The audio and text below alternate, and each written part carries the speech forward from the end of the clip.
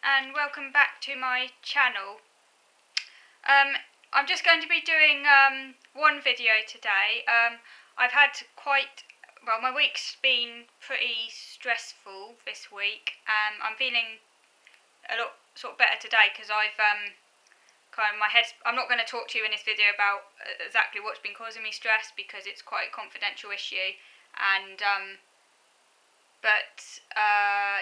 it's been quite a stressful week, but I'm feeling a bit more. I'm feeling a lot more with it today, and sort of knowing what I'm going to do, taking it forward, and I've been out. I've been walking out in the countryside with my new support worker, which has kind of helped me get a little bit of a handle over things a bit more, and I've talked over it a bit with her. So so you don't need to worry about me.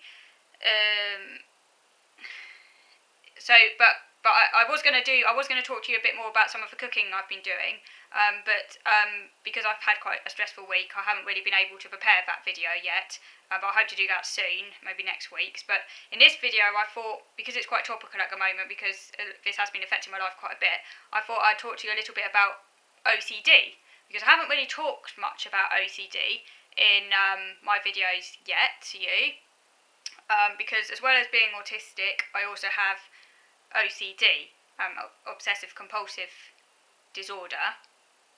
I've sort of had OCD kind of all my life pretty much. I mean, I guess there was a time, I can't remember when I didn't have it, but I can't remember that time. But as far as my memory goes back, I've always had it in some form or other.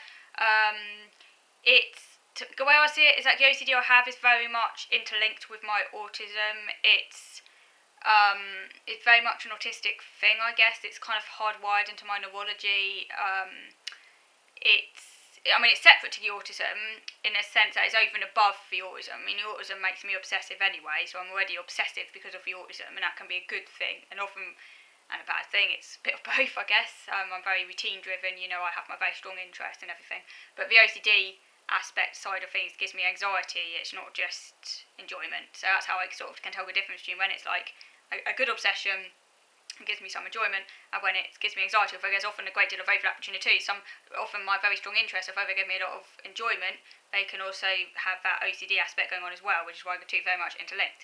But I have OCDs around many, many things, hygiene, contamination, disease, sickness, those sort of OCDs, hand washing, that sort of OCD, things like that. But also, the OCD I want to talk to you more about today, because I can talk about those maybe another time, but the one I really want to focus on today is my OCD around order, things being perfect, controllable, and being a certain way. And as I said, some of this does tie in a bit with just my autism, really, and it can sometimes be hard to pick the two apart. But I've had this OCD, as I say, for as long as I can remember. To give you one example, one that stays very clearly in my mind was when I was about, I was either 7 or 8, I can't exactly remember whether it was 7 or 8, it doesn't really matter, but I was a child anyway, and we were on holiday, and it was on my birthday. We were staying at a caravan site, Stratford-upon-Avon, and I received some plasticine, and I was really looking forward to receiving this plasticine. You know how plasticine comes in really nice, neat strips, like perfect strips, different colours, and it looks so perfect in its wrapping, and you just don't want to touch it. Well, that's how I felt. I didn't want to touch it. I didn't want to handle it. I didn't want to spoil its absolute perfect alignment, perfect symmetry. But of course, I couldn't resist. So I took one of the strips and I just rolled it a little bit because I couldn't resist. And then I was beating myself up for the rest of the day, going over and over and over and over in my mind, thinking about this perfect plasticine. But I just spoiled. I just wrecked. I didn't tell anyone. No one knew about this. My parents didn't know. I don't think I've even told my parents about it. A lot of my obsessions and OCD are very internal. I don't often talk about it to other people, and I think that's part of the reason why when I was a child, although my parents knew I had anxiety and OCD, because let's face it, however secretive I wanted to make it, there's only so much you can keep secret, and they could see, particularly with the hand washing and stuff, and also the reassurance seeking, some of the things I couldn't keep secret, but there's a lot of it that was secret. So what they saw was only really the tip of the iceberg, because I didn't talk about my feelings, I didn't tell people when I was anxious, I didn't tell people when I was stressed, I kept it all hidden. I didn't talk about these things. I wasn't even aware of it. I think particularly as children, you don't have so much awareness. So often you just keep things hidden. But so I don't even think my parents knew about this one. But all through my birthday, I was obsessing about it. I remember we went on this walk and I was kind of trailing behind. They probably thought I was just lost in thought. So I was just very seriously pondering it, but going over and over and over and over in my mind. Oh, it was perfect. Oh, is it still perfect? Because I've just messed up this tiny little bit. I need to make it perfect, and getting really annoyed that in my mind, my image of this plasticine was no longer perfect strips. It really bothered me. So that was one of them. Another sort of like OCD with perfection and order that I had growing up was with my hair. I was obsessed with my hair being a certain way. It had to be perfect in a ponytail, like perfectly held back. And I remember one time, I don't know how old I was, I would have been a fairly young child, standing outside a shop going, "My ponytail, my ponytail, my ponytail, my ponytail, my pony..." Yeah, you get your hint, like over and over and over and over again.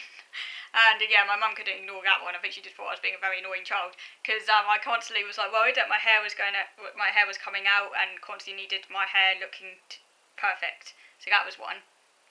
And also another one of these OCDs that I've had for a long time is problems using presents that are new. So like again, because it's like all perfect. So I can do like, and also like when things are in their back, like particularly with Christmas and birthdays, I had to open presents in a certain order, and I got really annoyed if that order was broken. So everyone had to follow this order.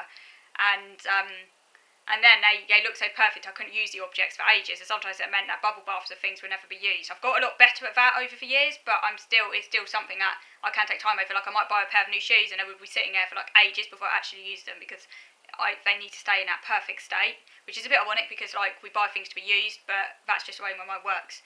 Now, the latest permutation is around clothes and money.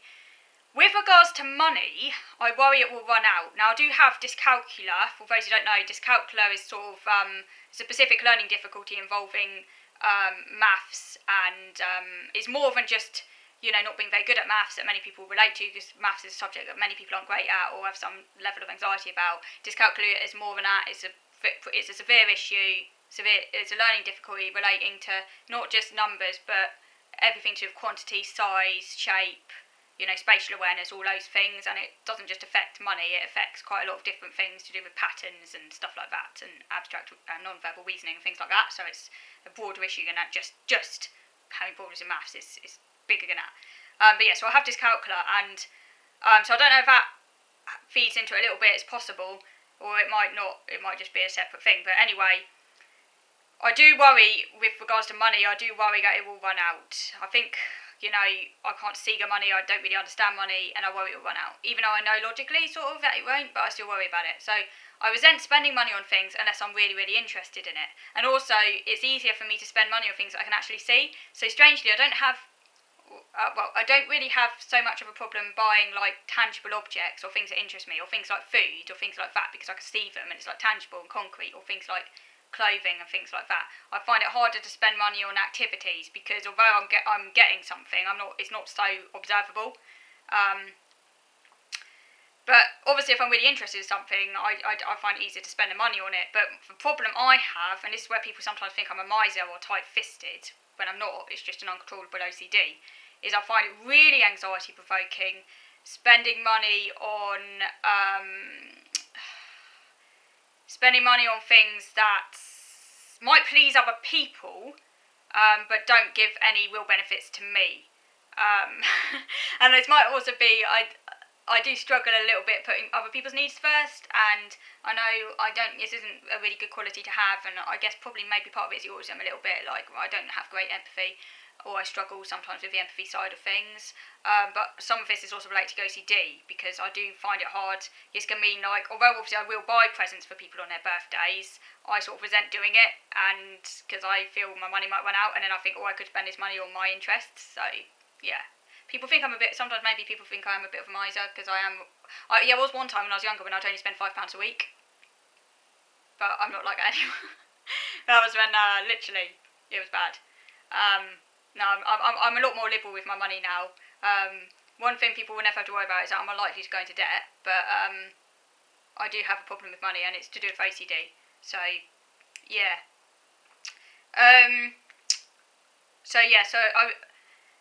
Now with this money issue that often people don't really understand, I resent spending money on things unless I'm really interested. I just mentioned that. This means I might turn down travel requests if I see no point. It also connects, as I say, I think it also connects to my autism issue about not being able to do things I'm not interested in, as already mentioned. Unfortunately, this can make others wrongly assume I'm a miser, selfish, or not pulling my weight. It's hard to keep friends when you struggle with mental health and autism. Let me know if you've had any experiences of this, but in my opinion, in my experience, it's very hard to keep friends with people because they often don't understand.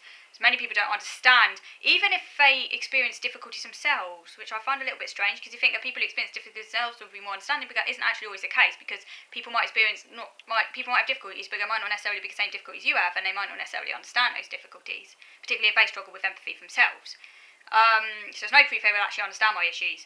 Now, OCD, as I'm sure you are aware, some of you watching this might have it yourself, but for those who aren't enlightened, who aren't aware of these things, I like to hope that's a minority, OCD is not a choice. It's not a choice. Like autism, in many cases it's close bedfellow. The two are they do often coexist. I think OCD is one of autism's most common comorbidities. It's neurological. So OCD is neurological. This has actually been proven by brain scans and things like that. Brain scans have proven this. OCD, like autism, is physical. You can't see it. It's in the brain, but it is physical. Serotonin, some people say it might be caused by not having enough serotonin in the brain, or there's even been shown that there's some slight differences in how the brain's wired up and stuff like that. I'm not going to go into that now. The two often interconnect. Autism and OCD. It's important that awareness is raised so that people like me are not unfairly judged for things we can't control. Life is hard enough battling OCD as it is. It's 24/7 hard work. People who've never experienced OCD, really have no idea because it is 24/7 work. And a bit of understanding and kindness goes a long way. It really does. On the other hand, lack of understanding can reawaken old sores and hurt going back years, and it's not a friendly thing to do. That's not what friends do. I know one good thing maybe about having OCD, however, is that I really can know who my true friends are once they've seen firsthand the complications of my OCD, because people who really are friends will stay supportive. They won't judge you, they won't blame you, they will stay supportive. Never tell someone with mental health problems that they don't try, that they have a victim complex, or that they should suck it up. It needs repeating. Mental health problems are, by nature, not a choice. If they were, I would choose to get rid of my OCD this instant. Give me a magic wand, I'll get rid of it. Get rid of all my problems. It's not a choice. And I try every day to challenge myself and overcome my struggles. But sometimes I have to take a step back and not challenge myself, to know what battles to pick and which ones would be too much. And sometimes this means I can't attend important meetings and I let people down. Invariably that will happen. The nature of having a mental health problem, unfortunately, is that you do let people down. It's just the nature of it. But I can't help this. People with physical disabilities or illnesses also often call in sick, even for important meetings. Often, but sadly by no means always, they receive more understanding because people can see it, what people can see. People often are more understanding when they can see something, because it's obvious. With mental health and things like autism, it's not obvious, so sympathy is often thin on the ground. I will now talk briefly, having just cleared the air with that one, I will now talk briefly about my clothing obsession. I am interested in clothes. I'm not sure why. But clothes make me feel good. They give me a sense of identity. They help me ascribe a role to myself and project a good image, or at least I hope they do. I haven't always had this clothing obsession, by the way. When I was a teenager, for a long time, I was completely indifferent to clothes. Towards the end of my childhood, I briefly became very interested in fashion. I've never been fashionable, by the way, and I've never been cool, and I've never been popular. But towards the end of my childhood years, I, for a brief moment, got very interested in makeup and fashion. I think because I was kind of like just wanting to fit in, which is a perfectly normal thing, I knew I was different as well, and I think I wanted to sort of hide my difference and try and copy others and fit in. So I had a brief affair with like getting really into makeup, and I got back into that a little bit in my 20s, but now I don't wear makeup again, so I often go in phases. But yeah, in the past, my mum would buy all my clothes because I didn't shop and I didn't really have any interest in shopping.